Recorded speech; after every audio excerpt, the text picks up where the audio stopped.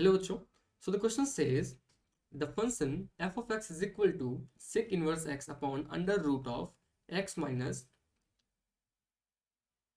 integral part of x, where this sign denotes the greatest integer less than or equal to x is defined for all x belonging to, and the options are this one: a, b, c and d, which are given here.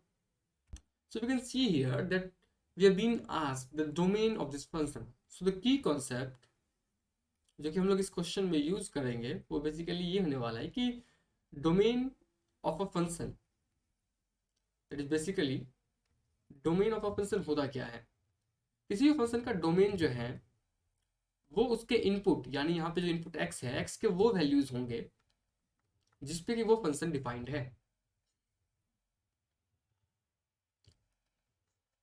Domain of a function, so we can say that all those x for which the function is defined.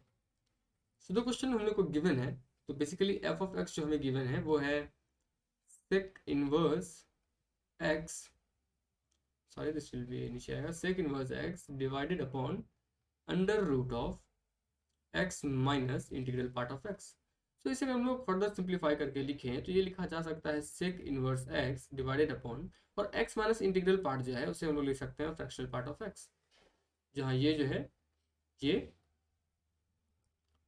Fractional part function है. तो हम लोग यहाँ पे कह सकते हैं कि अगर ये जो एफ एक्स जो हमारे पास फंक्शन गिवन इसे डिफाइंड होना है तो जो न्यूमरेटर सेक इनवर्स एक्स है उसे डिफाइंड होना पड़ेगा, और जो डिनोमिनेटर है उस केस में जो अगर इस फंक्शन को डिफाइन होना है तो वी कैन से दैट जो डिनोमिनेटर है वो कभी जीरो नहीं हो सकता, और सिंस ये रूट के अंदर है तो जो पहला कंडीशन हम लोग लिख सकते हैं वो लिख सकते हैं कि fractional part of x should be always greater than zero and fractional of part of x that should not equal to zero, because वो डिनोमिनेटर में है. फ्रैक्शनल पार्ट ऑफ एक्स तो हमेशा जीरो से बड़ा होता ही है, so fractional part of x should not be equal to zero.